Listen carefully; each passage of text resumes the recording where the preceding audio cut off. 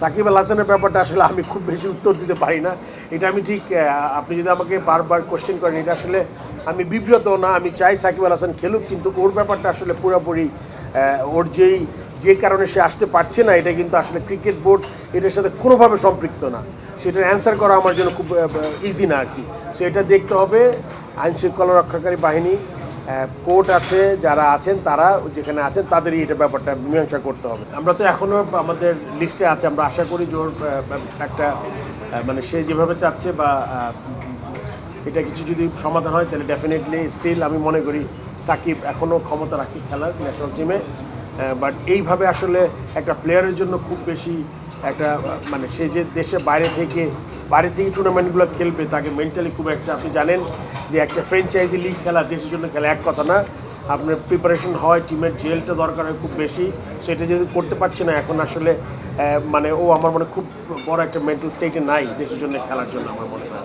সেক্ষেত্রে আমরা মানে এই জিনিসটা ওকে আমরা ওর উপরে ছেড়ে দিয়েছি আমরা, যে ও কী চিন্তা করছে। আমার মনে খেলা তো মাঠে হবে টুর্নামেন্ট, এটার প্রথম কথা।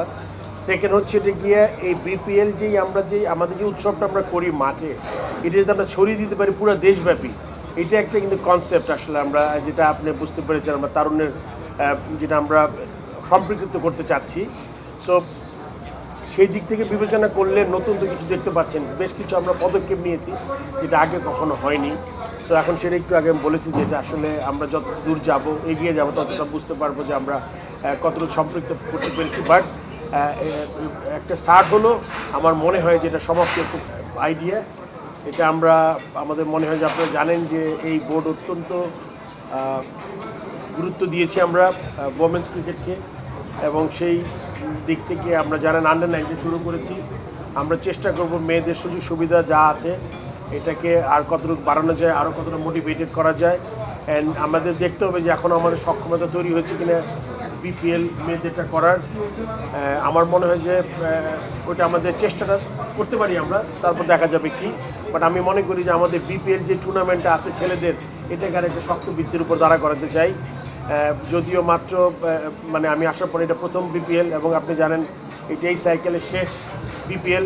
আমরা নেক্সট ইয়ারে যদি মানে আমি থাকি, যেই থাকবে তার থেকে মনে করেন আমি আশা করি যে এরপরে বিপিএলটা যাতে আমি দেখতে চাই যেই জায়গায়, সেটা হলে কি একটা বড় ফ্র্যাঞ্চাইজি হিসেবে যাতে উপস্থাপিত হতে পারে, এবং এটা লম্বা সময়ের জন্য হবে।